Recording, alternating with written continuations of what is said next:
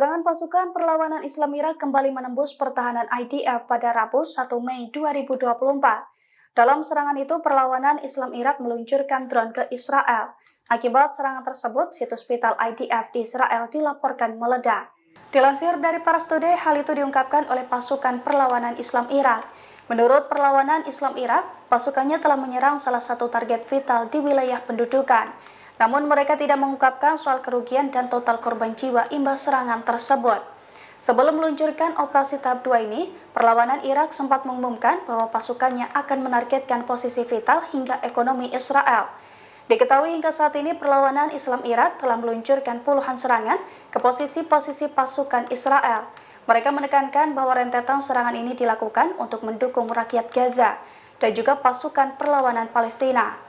Perlawanan Islam Irak itu juga sempat menekankan akan terus menyerang posisi rezim Zionis. Download Tribun X sekarang, menghadirkan lokal menjadi Indonesia.